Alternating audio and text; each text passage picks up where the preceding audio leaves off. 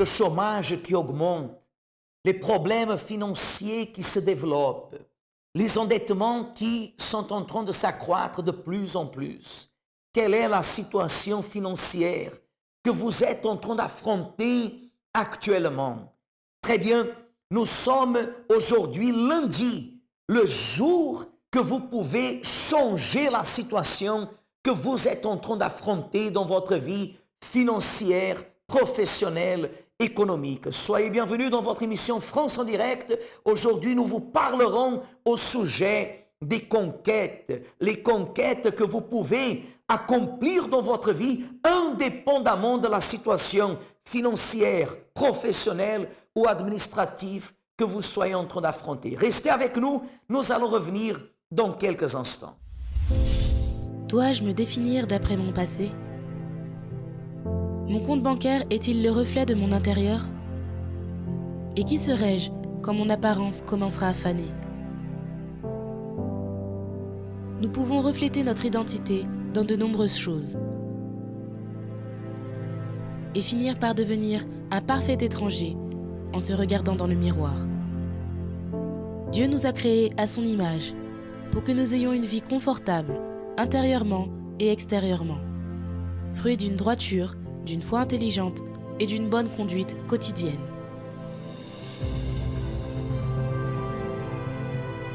Participez à l'une des conférences du centre d'accueil et ayez une vie transformée.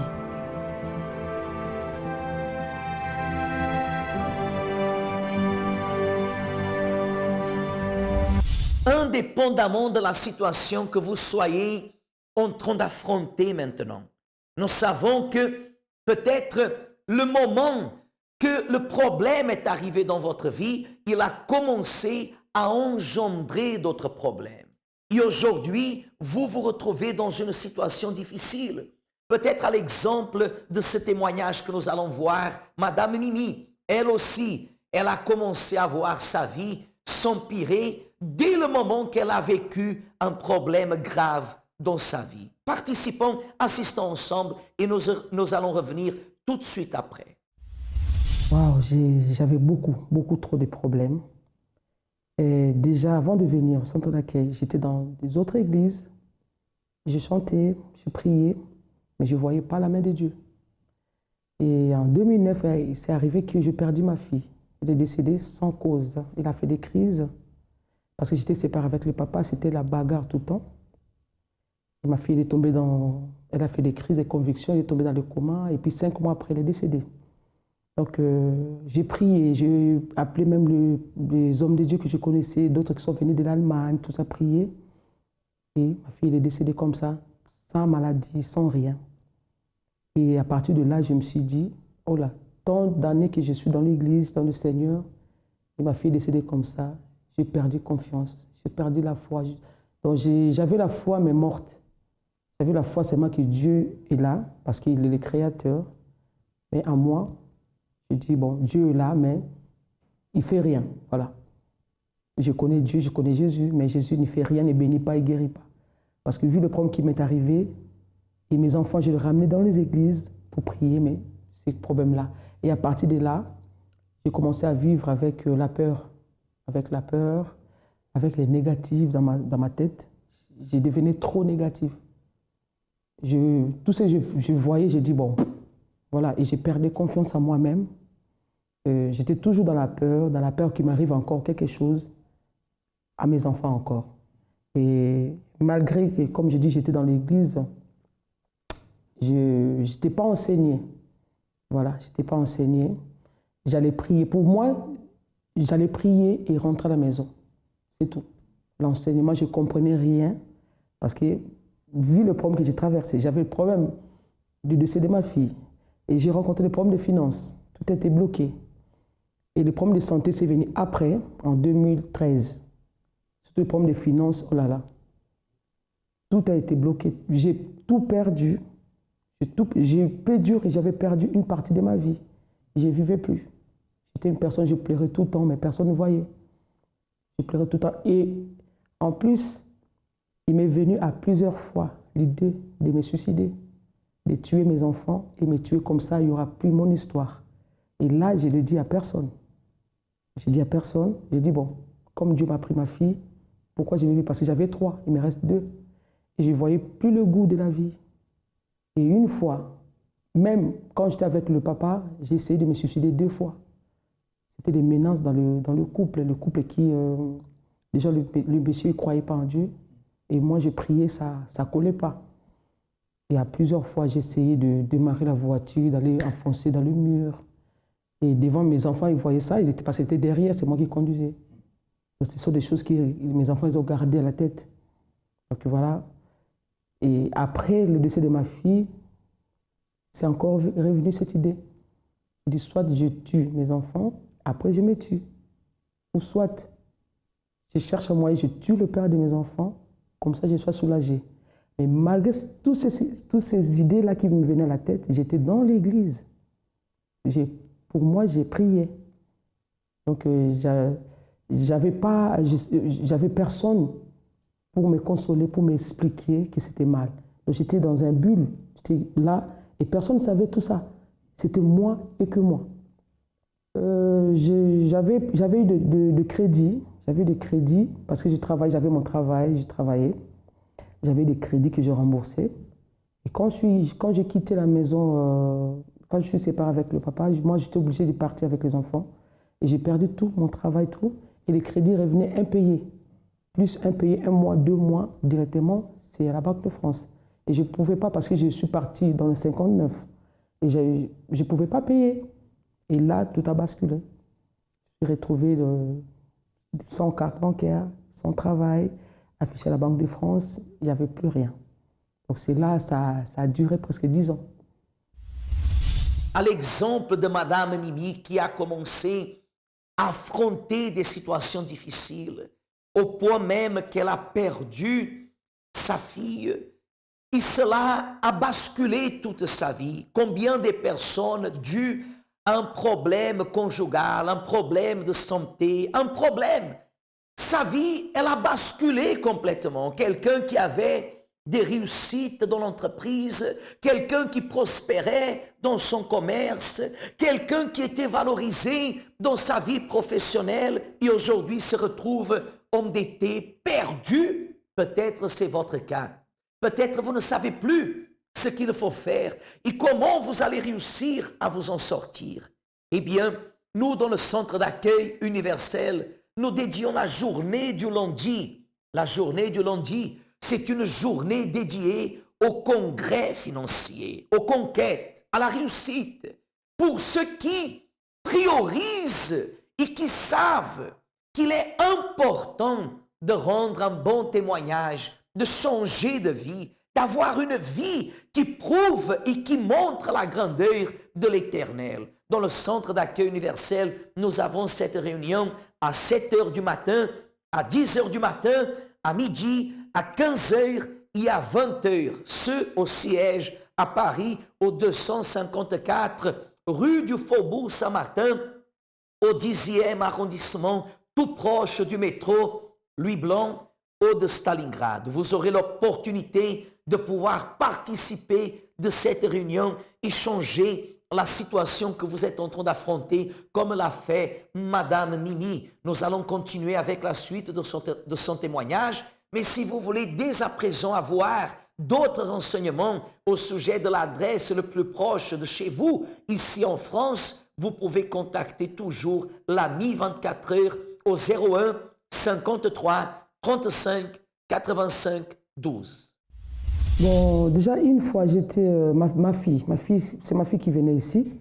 On l'avait invitée par sa copine de classe. Comme elle a vu que j'étais déçue des églises, elle m'a parlé des centres d'accueil. Et une fois, je suis décidée de venir avec elle.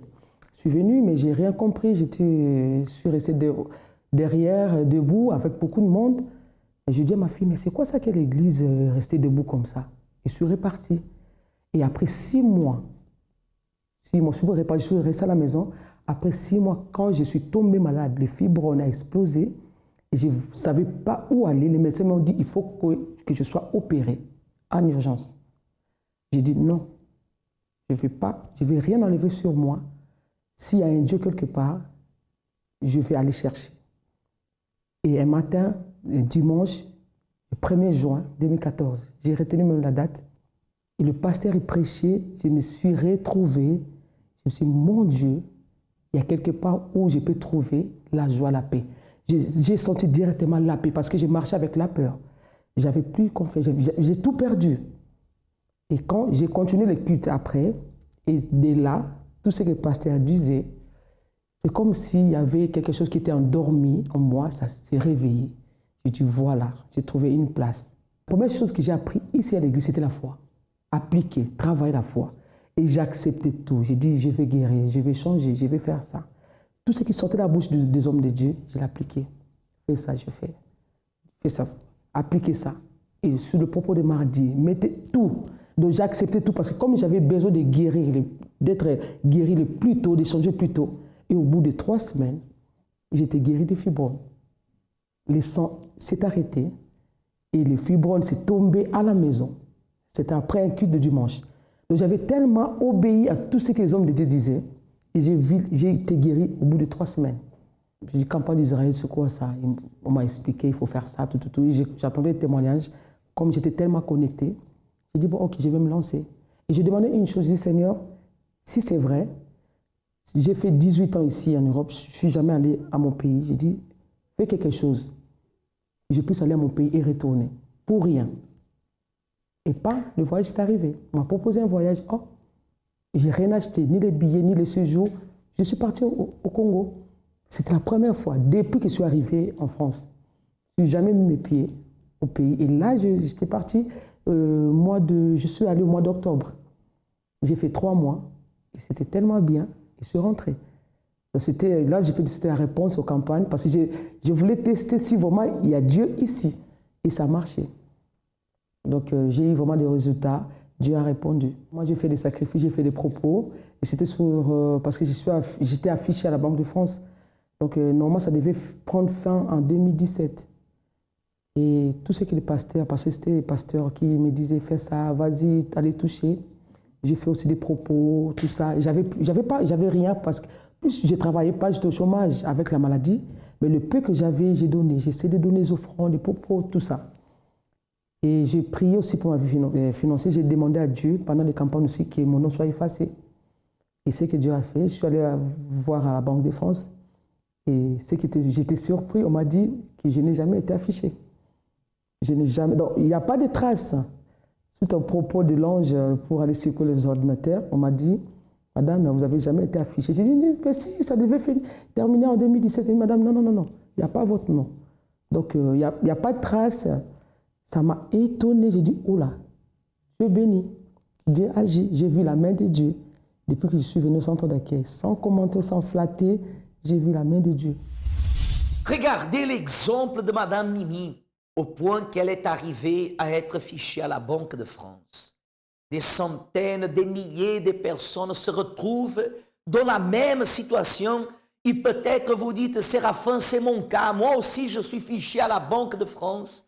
Ma vie financière, elle a basculé complètement. Qu'est-ce que je dois faire pour changer cette situation? Faire un pas de foi. À l'exemple de Madame Mimi, vous devez faire un pas de foi. Vous devez agir. Vous devez croire. Ce que vous ne pouvez pas faire, c'est de rester sans initiative. C'est de rester avec les bras croisés. C'est de rester en attendant que quelqu'un vienne vous aider. Non, ne dépendez de personne. Ne croyez pas que les autres vont vous aider. Peut-être même en croyant que les autres vont vous aider. Vous avez déjà beaucoup souffert. Mettez un point final à cette situation et venez participer de cette réunion. Venez agir votre foi. Venez changer la situation dans laquelle vous êtes. Rien ne va tomber du ciel. Il n'y a pas de magie qui va changer la situation que vous êtes en train d'affronter. Peut-être vous êtes même en train de penser au suicide dû à cette situation financière. Non. Il y a un espoir. Vous pouvez aujourd'hui même changer la situation que vous êtes en train de vivre. Vous pouvez aujourd'hui même changer le sens que votre vie a prise. Croyez à peine. Séraphin, j'ai déjà beaucoup prié. Maintenant, c'est le moment d'agir. Quand vous venez au centre d'accueil universel, vous faites un pas de foi, vous agissez votre foi, la parole que vous allez recevoir, elle va vous relever. Et cette situation, elle va changer. Et vous aurez un témoignage comme Madame Mimi, elle a son témoignage. Et certainement votre vie sera complètement différente. J'ai plus envie de suicide, je ne pense même pas. J'ai la joie de vivre, j'ai la paix, surtout parce que je n'avais pas la paix. J'étais tout le temps angoissée. J'ai la force, le courage de vivre et le courage d'affronter les problèmes parce que c'était la dernière chose que je faisais. S'il y a un problème, je fouillais, je me cachais. Maintenant, ah non, non, non, non. Je demande tout à Dieu pardon parce que j'ai fait déjà des tentatives. Et là, je suis dans la joie, j'ai le courage, voilà, j'ai envie de conquérir encore beaucoup de choses parce que c'est ce que j'ai appris au centre d'accueil et j'applique tous les jours. Même si je vois l'échec, j'ai dit ça là, ça va passer. Ce n'est pas pour moi. J'ai appris à vivre avec la foi vivante, foi intelligence comme on dit. Donc je suis plein de courage et confiance en moi, oh là. Je suis plus affichée, là j'ai ma nouvelle carte Visa et je le regarde tout le temps. Je dis waouh, après 10 ans, et problème de santé, non, je suis revenue une femme normale. Donc au-dedans de moi, il y a la paix, il y a ma famille à l'église, mes enfants ils sont là, le groupe jeune, la petite chez les tatas. Donc en tout cas, je pense à rien, je pense toujours seulement à l'avenir, ce que Dieu va faire et ce que je vais devenir dans le futur. Mais le passé, non, je ne calcule pas. Même si ça peut venir, les petites idées, non, s'ils soient attachés. Le centre d'accueil, je peux dire c'est la maison du Père. C'est la maison. Moi, je ne dis pas que c'est une église, non. Ce n'est pas une église. C'est la maison du papa. Parce qu'un père, il prend soin de ses enfants. C'est ça que moi, je dis à chaque fois. Quand je suis chez moi, je dis waouh, je suis dans la maison du Père. Parce que là, je suis allée, on a pris soin de moi. Dieu m'a vu, il a fait, il m'a rétabli, il m'a donné la vie. Donc, centre d'accueil, c'est tout. C'est la famille, c'est... Des fois, je manque même des mots pour expliquer. Et ce qui est bizarre, toutes ces années, j'ai passé devant le centre d'accueil, je ne savais pas que c'était une église. J'ai pensé que c'était un centre sécurité sociale. Et je voyais les gens dehors, je ne savais pas que ma guérison va venir d'ici. Parce que j'habite à côté. Et Dieu m'a fait grâce, m'a dit rentre. Quand j'ai compris, j'ai dit mon Dieu, j'ai passé tous les jours devant. Dans le centre d'accueil, c'est tout pour moi. C'est ma vision, c'est ma vie, c'est la joie. C'est, en un mot, moi je dis, c'est la maison du Père. Voilà. La vie de Madame Mimi a changé. La vôtre aussi, elle peut changer. Oui, là où vous êtes, si vous croyez en ce moment même, vous pouvez dire, ma vie va changer. Dites, si vous croyez, dites, ma vie va changer. Dites-le à haute voix, ma vie va changer. Et votre vie changera. Bien évidemment, il va falloir agir. Il va falloir faire un pas de foi. Et vous pouvez faire ce pas de foi en venant au centre d'accueil universel et en participant de ces réunions qui vont vous ouvrir la vision, qui vont vous donner un nouveau espoir, je dirais, une nouvelle détermination. Oui, une nouvelle détermination, une nouvelle vie. Pourquoi pas? Oui, une nouvelle vie. Certainement, votre vie ne sera plus jamais la même. Les luttes, elles existent. Les problèmes ont existé, existent et existeront. Mais dès ce moment que vous apprenez à vaincre et à agir d'une façon différente, les problèmes ne pourront plus cataloguer votre vie. Mais vous serez quelqu'un de vainqueur, quelqu'un qui va changer l'histoire de votre vie, l'histoire de vos finances, l'histoire de votre vie professionnelle, administrative. Elle changera parce que vous serez grand dans votre attitude, dans votre décision.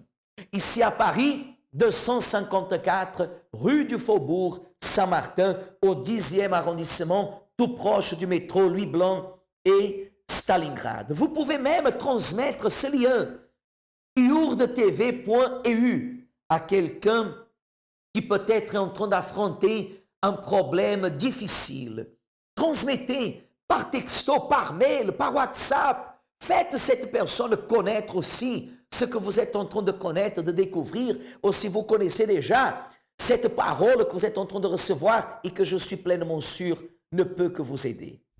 Avant d'arriver au centre d'accueil, donc moi j'étais une personne qui était dépressif, avec des pensées négatives. J'étais un jeune très influençable. Dans tout ce que je faisais, je n'arrivais pas à avancer. Donc j'étais, on va dire, complètement bloqué. Donc je buvais, je fumais, je sortais avec des copains, je faisais de tout et de n'importe quoi, surtout n'importe quoi. Cette dépression a commencé parce qu'en fait, depuis tout petit, j'ai toujours entendu des mots négatifs en me concernant, comme quoi je ne serais rien dans la vie. Donc tout ce que je faisais, je n'allais pas jusqu'au bout, parce qu'effectivement, je me disais, c'est vrai, je ne serais rien dans la vie. Bon, au niveau de ma famille, suite au décès, on va dire, de mon père, étant donné que voilà, qu'on n'avait plus de conditions, ma mère n'avait plus de conditions pour pouvoir élever tout le monde.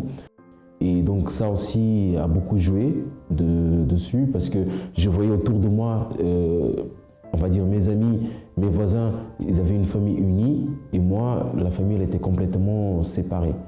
À l'intérieur de moi, je me sentais triste, abandonné, il y avait un grand vide, parce que j'avais l'impression que même ma propre mère ne m'aimait pas, alors que c'était le contraire. J'étais devenu quelqu'un de très violent, j'agressais les gens gratuitement, je buvais, donc je pouvais commencer à boire de jeudi soir jusqu'à dimanche soir, donc voilà, je devais faire quelque chose pour pouvoir, on va dire, oublier et combler ce vide. Financièrement, donc il n'y avait rien, parce que déjà à l'époque, donc j'étais à l'école, et donc une fois de plus, même au niveau des études, ça n'allait pas, parce que je me disais effectivement, à quoi bon faire des études, à quoi bon d'être là, sachant que demain, je ne serai rien. Lorsque j'ai regardé autour de moi certains amis, voilà, qui étaient en train de perdre la vie, parce que effectivement, étant jeune, on se croit immortel, mais non. Et pour moi, c'était ça les moments les plus difficiles.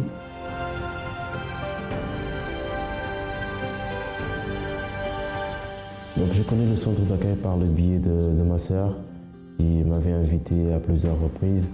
Arrivé au centre d'accueil, donc une des choses qui m'a marqué, c'était déjà que je ne me suis pas senti jugé, même bien au contraire.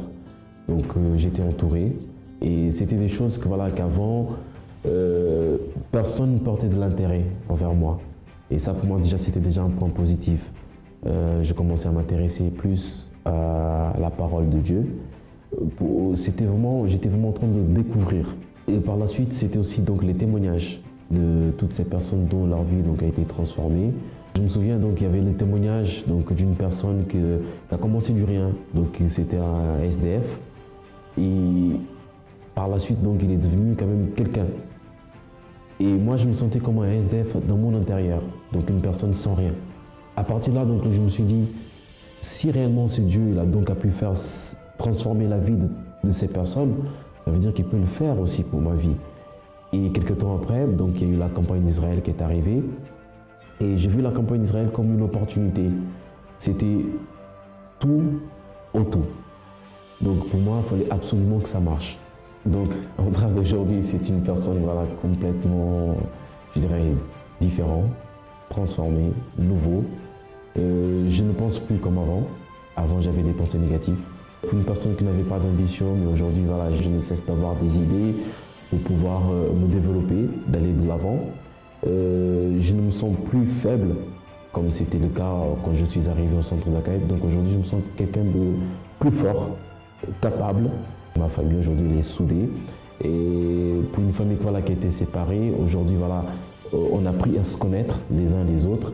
Et on est vraiment devenu une famille soudée, une vraie famille. Pour moi, le centre d'accueil aujourd'hui représente, c'est comme une école de vainqueurs. Je suis l'un des élèves de cette école et je sortirai vainqueur. Entre mes mains, j'ai déjà mon verre d'eau, que c'est le point de contact que nous utilisons chaque jour dans la prière que nous réalisons dans cette émission. Préparez le vôtre, saisissez votre eau, votre verre d'eau entre vos mains, si vous pouvez là où vous êtes, si vous êtes en train de conduire ou quelque part ailleurs. Vous pouvez aussi vous maintenir connecté en prière avec nous. Seigneur notre Dieu et notre Père, en cet instant, Seigneur, je fais cette prière avec cette personne qui participe de cette émission et qui a besoin de retrouver un nouveau souffle, Seigneur. Cette personne qui est souffrante due aux problèmes, aux circonstances qu'elle est en train de vivre dans sa vie professionnelle, dans sa vie financière, je ne sais pas. Une chose, Seigneur, je sais, que le Seigneur veut que cette personne puisse se relever et changer la situation dans laquelle elle se trouve, mon Dieu. Comme tu as changé, mon Père, la vie de tant de personnes et tu es en train de changer la vie, mon Dieu, d'autres personnes. Change aussi la vie de cette personne. Relève-la, fortifie-la, mon Dieu. Qu'elle puisse avoir le courage et prendre, mon Dieu, la décision de changer de vie en venant jusqu'au centre d'accueil universel. Et ainsi, mon Dieu, recevons la parole que tu nous as laissée et que sa vie soit complètement transformée. Je consacre cette eau comme un point de contact et en buvant, je déclare que cette personne reçoive la vie au nom du Seigneur Jésus. Buvons de cette eau bénie en cet instant, mes amis, avec la foi, maintenant, au nom de Jésus.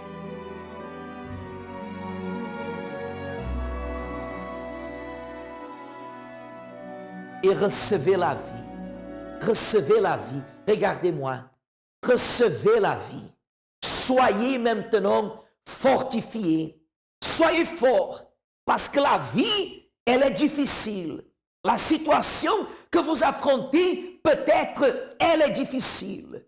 Mais cette situation, elle va changer. Parce que vous prenez cette décision. Oui, vous prenez cette décision de venir participer de ces réunions qui vont vous ouvrir la vision et vous accorder la condition de changer la situation que vous êtes en train d'affronter.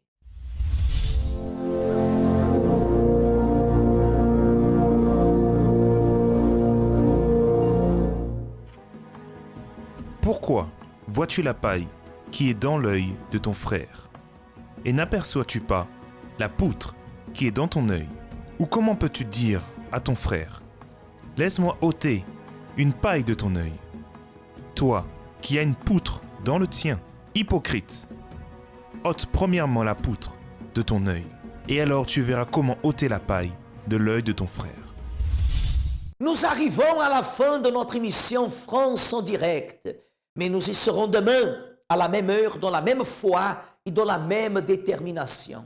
En ce qui vous concerne, faites un pas de foi. Venez jusqu'à nous, jusqu'au centre d'accueil universel. Pourquoi je dis venez jusqu'à nous au centre d'accueil universel? Parce que je sais la parole que vous allez recevoir. Et vous n'avez pas à payer quoi que ce soit. Vous n'avez pas à donner quoi que ce soit. L'entrée est libre, bien évidemment, elle ne pouvait qu'être que libre. Et vous pouvez participer et recevoir une parole qui va vous aider. Que Dieu vous bénisse et à demain.